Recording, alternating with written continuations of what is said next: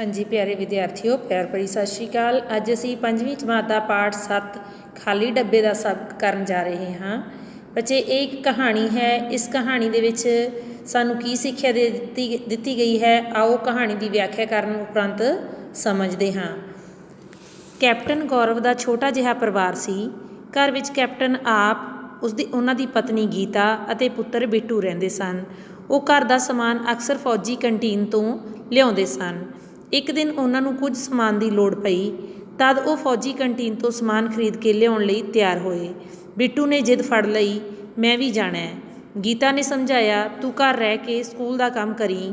Captain गौरव ने दसिया, बिट्टू तैनूं उत्थे बाहर बहना पऊ, कंटीन का कार्ड 2 जणियां लई है, तीसरे नूं उन्हां ने अंदर नहीं जाण देना। बिट्टू घर रहना मन गया, पर उन्हें शर्त रख दिती, तुहानूं मेरे लिए टॉफियां लैके आउणियां पैणगीआं। कैप्टन गौरव और गीता ने हस के शर्त मन लई। दोवां दे जाण पिछों बिट्टू ने अंदरों कुंडा बंद कर लिया ते चिटकणी अड़ा दिती। वो अंदरलियां पौड़ियां चढ़ के उपरले कमरे विच चला गया। स्कूल का काम मुकाउण लई उन्हें कापी अते किताब खोल लई। अचानक दरवाजे की घंटी वजी। बिट्टू तरबक के उठ्या। तरबक के मतलब डर के, एकदम हड़बड़ाहट दे विच उठ्या। बाहरले गेट कोल कोई खड़ा सी। बिट्टू ने बालकोनी विच खलो के आख्या, अंकल मम्मी पापा तां घर नहीं, तू घर इकल्ला है? हाँ, तेरे पापा दे नां पार्सल आया है, ये पार्सल फिर कौन लवेगा? गेट ते बाहर खड़ा बंदा वो डाकिया नहीं सी जिहड़ा डाक लैके नित आउंदा। नित मतलब रोज़, मतलब जो बंदा आया सी वो डाकिया नहीं सी जिहड़ा रोज़ आउंदा सी। उन्हें डाकिए वाली यूनीफार्म भी नहीं सी पाई हुई। बिट्टू नूं कुछ अटपटा जिहा लगा। अटपटा मतलब अजीब लग्या। वो उस ओपरे बंदे लई बूहा नहीं सी खोलना चाहुंदा। वो बालकोनी तो ही बोलिया, अंकल तुसी पार्सल लैटर बाक्स विच रख दिओ। डाकिया कुछ छिण चुप खलोता सोचदा रहा। छिण मतलब पलां लई, कुछ पलां लई चुप रहा ते फिर उतां मूँह करके उच्ची आवाज़ विच बोलिया, काका मैं ये पार्सल इस तरह लैटर बाक्स विच नहीं सुट सकदा, तैनूं दस्तखत करने पैणगे तां ही पार्सल मिलेगा। हुण वारी बिट्टू दे सोचण दी सी। दिन दा वेला सी, सड़क उत्ते आवाजाई सी। वो डाकिया गेट दे बाहर खड़ा सी। वो विरलां विचों हत्थ पा के गेट दा बंद कुंडा खोल सकदा सी, पर बिट्टू ने खतरे वाली गल कोई प्रतीत नहीं सी हुई। विरला मतलब जिहड़ियां गेट दे विच बिथां सी, प्रतीत मतलब उसनूं कुछ भी खतरे वाला नहीं लग्या।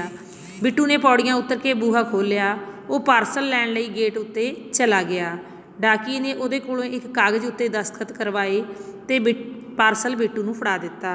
बिट्टू पार्सल लैके पिछां मुड़िया तां डाकीए ने काहली नाल आख्या, काका एक गिलास ठंडे पानी का भी पिला देवीं। डाकिया धुप्पे खड़ा सी, ਉਹਦੇ मत्थे ते मुड़के ਦੀਆਂ बूंदां सन। बिट्टू नूं लगा उन्हें एवें ही डाकीए बारे माड़ा सोच लिया सी। उसने आख्या, मैं पानी लैके आउंदा हां, अज बहुत गर्मी है, मैं पोरच की छां विच खलोना वा उन्नी देर। पोरच मतलब जिहड़ा बाहर उन्हां दे बरामदा बनिया होया सी। डाकीए ने जिवें अपने आप नाल गल कीती ते बाहरले गेट का कुंडा खोल के अंदर आ गया ते पोरच वल पैर पुट लए। बिट्टू ने अंदर आके फ्रिज के ठंडे पानी का गिलास भरिया। जदों वो बाहर जाण लई पिछां मुड़िया तां हैरान रह गया। डाकिया दब्बे पैरीं बिट्टू के पिछे पिछे ही अंदर लंघ आया सी। बिट्टू ने घबरा के गिलास उहदे वल कर दिता। डाकिए ने जोर दी हत्थ मारिया। गिलास बिट्टू दे हत्थों छुट के परां डिग पिया।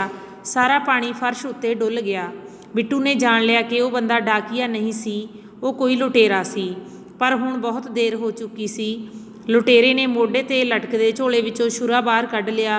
छुरा बिट्टू वल ताणदियां वो कड़क के बोलिया, खबरदार जे मूँहों आवाज़ भी कढ़ी फिर आपे सोच लई की होवेगा। बिट्टू नूं होश गुम हुंदी जापी। लुटेरे ने इधर उधर वेख्या। हेठां 3-4 कमरे सन। लॉबी विच पौड़ियां उपर जांदियां सन।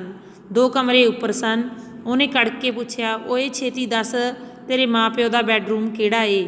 बिट्टू ने हत्थ नाल मम्मी पापा दे बैडरूम वल इशारा कर दिता। लुटेरे ने बिट्टू की कमीज के कालर तो फड़ के नाल तोर लिया। बैडरूम विच जाके लुटेरे ने बिट्टू नूं धक्का दे के भुंजे डेग दिता ਇੱਥੇ ਹੀ ਬੈਠਾ ਰਹਿ, ਜੇ ਜਰਾ ਵੀ ਹਿੱਲਿਆ ਤਾਂ ਬਿੱਟੂ ਡੌਰ ਭੌਰਾ ਹੋਇਆ ਉੱਥੇ ਹੀ ਬਹਿ ਗਿਆ। ਲੁਟੇਰੇ ਨੇ ਅਲਮਾਰੀ ਖੋਲ੍ਹੀ ਅਤੇ ਕੱਪੜੇ ਕੱਢ ਬਾਹਰ ਸੁੱਟਣ ਲੱਗ ਪਿਆ।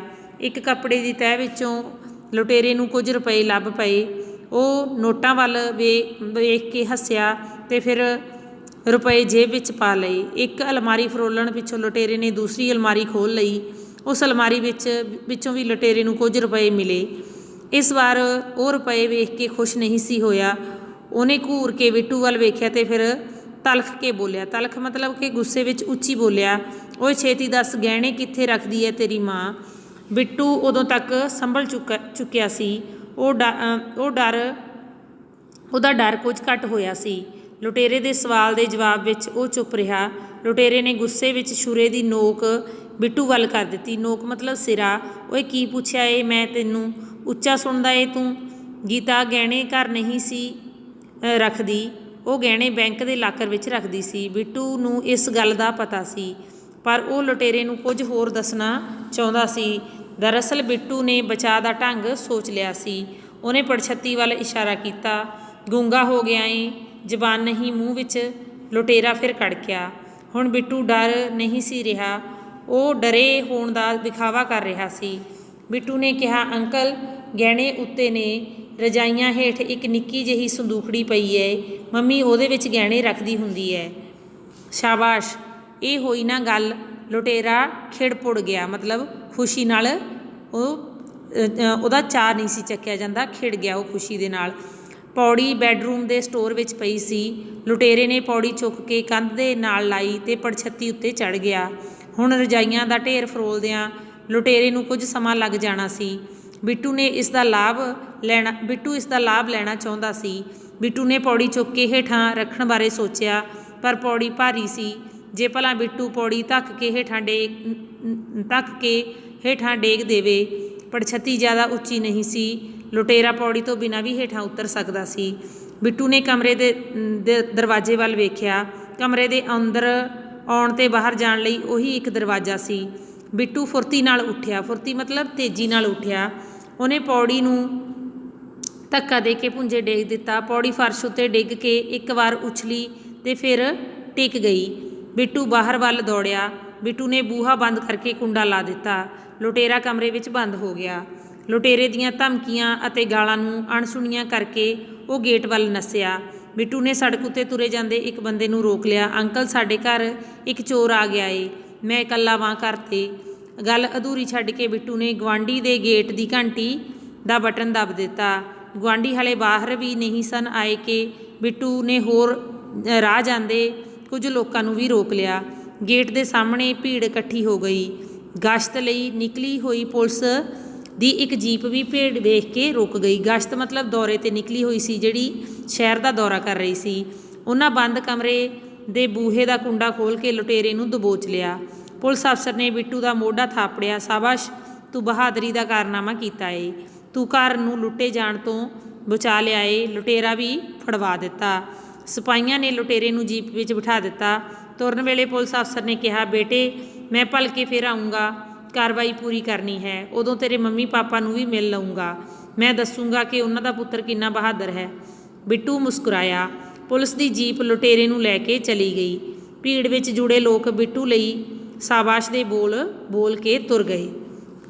ਕੈਪਟਨ ਗੌਰਵ ਅਤੇ ਗੀਤਾ ਕੰਟੀਨ ਤੋਂ ਵਾਪਸ ਮੁੜੇ ਤਾਂ ਉਹ ਘਰ ਦਾ ਖਿਲਰਿਆ ਹੋਇਆ ਸਮਾਨ ਵੇਖ ਕੇ ਘਬਰਾ ਗਏ।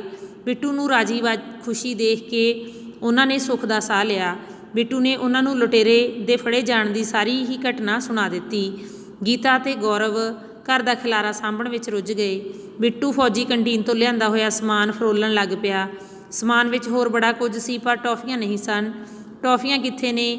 ਉਸਨੇ ਮਾਂ ਨੂੰ ਪੁੱਛਿਆ। ਸੁਣੇ, ਟੌਫੀਆਂ ਕੰਟੀਨ ਵਿੱਚੋਂ ਨਹੀਂ ਮਿਲੀਆਂ, ਆਪਾਂ ਭਲਕੇ ਬਾਜ਼ਾਰੋਂ ਲੈ ਆਵਾਂਗੇ। ਗੀਤਾ ਨੇ ਬਿੱਟੂ ਨੂੰ ਵਰਾਉਣ ਵਾਲੇ ਲਹਿਜੇ ਵਿੱਚ ਕਿਹਾ। ਵਰਾਉਣ ਵਾਲੇ ਲਹਿਜੇ ਵਿੱਚ ਮਤਲਬ ਉਹਨੂੰ ਪਰਚਾਉਣ ਲਈ, ਉਹਨੂੰ ਚੁੱਪ ਕਰਾਉਣ ਲਈ। ਬਿੱਟੂ ਦਾ ਧਿਆਨ ਲੁਟੇਰੇ ਦੇ ਲਿਆਂਦੇ ਹੋਏ ਪਾਰਸਲ ਵੱਲ ਚਲਿਆ ਗਿਆ। ਕੀ ਪਤਾ ਇਸ ਵਿੱਚ ਟੌਫੀਆਂ ਹੀ ਹੋਣ, ਉਸਨੇ ਮਾਂ ਨੂੰ ਕਿਹਾ। ਦੋਵਾਂ ਨੇ ਰਲ ਕੇ ਪਾਰਸਲ ਖੋਲ੍ਹ ਲਿਆ। ਪਾਰਸਲ ਵਾਲਾ ਡੱਬਾ ਖਾਲੀ ਸੀ। ਬਿੱਟੂ ਦਾ ਮੂੰਹ ਉਤਰ ਗਿਆ। ਇਸ ਵਿੱਚ ਤਾਂ ਕੁਝ ਵੀ ਨਹੀਂ। ਮੈਂ ਵੀ ਵੇਖਾਂ ਭਲਾ। ਕੈਪਟਨ ਗੌਰਵ ਨੇ ਅਗਾਂਹ ਹੋ ਕੇ ਬਿੱਟੂ ਦੇ ਹੱਥੋਂ ਡੱਬਾ ਫੜ ਲਿਆ। ਉਹ ਇੱਕ ਛਿਣ ਖਾਲੀ ਡੱਬੇ ਵੱਲ ਵੇਖਦਾ ਰਿਹਾ ਅਤੇ ਫਿਰ ਮੁਸਕਰਾਇਆ। ਤੁਸੀਂ ਡੱਬੇ ਨੂੰ ਧਿਆਨ ਨਾਲ ਨਹੀਂ ਵੇਖਿਆ ਸ਼ਾਇਦ। ਇਹ ਡੱਬਾ ਖਾਲੀ ਨਹੀਂ, ਵੇਖੋ ਇਸ ਵਿੱਚ ਸਾਫ਼ ਲਿਖਿਆ ਹੋਇਆ ਹੈ, ਕਿਸੇ ਓਪਰੇ ਬੰਦੇ ਲਈ ਘਰ ਦਾ ਬੂਹਾ ਨਾ ਖੋਲ੍ਹੋ, ਕੀ ਪਤਾ ਉਹ ਲੁਟੇਰਾ ਹੋਵੇ। ਕਿੱਥੇ ਲਿਖਿਆ ਹੋਇਆ ਹੈ? ਬਿੱਟੂ ਤੇ ਗੀਤਾ ਖਾਲੀ ਡੱਬੇ ਵੱਲ ਉਲਰੇ ਅਤੇ ਫਿਰ ਤਿੰਨੇ ਜਣੇ ਉੱਚੀ ਉੱਚੀ ਹੱਸਣ ਲੱਗ ਪਏ।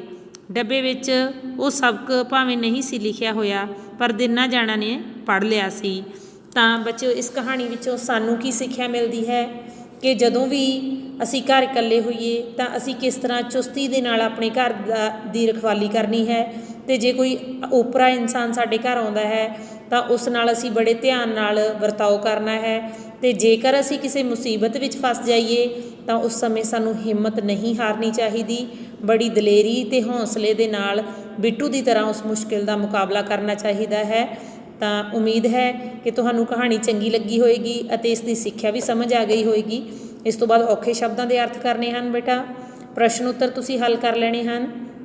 ਖਾਲੀ ਥਾਵਾਂ, ਸ਼ਬਦਾਂ ਦੇ ਵਾਕ ਬਣਾਉਣੇ, ਸਹੀ ਅਤੇ ਗਲਤ ਵਾਲੇ ਉੱਤਰ ਚੁਣਨੇ। ਉਸ ਤੋਂ ਬਾਅਦ ਕੁਝ ਸ਼ਬਦ ਦਿੱਤੇ ਗਏ ਹਨ ਜਿਨ੍ਹਾਂ ਦੇ ਵੱਖ-ਵੱਖ ਅਰਥ ਦੱਸ ਕੇ ਉਹਨਾਂ ਨੂੰ ਵਾਕਾਂ ਦੇ ਵਿੱਚ ਤੁਸੀਂ ਦੱਸਣਾ ਹੈ।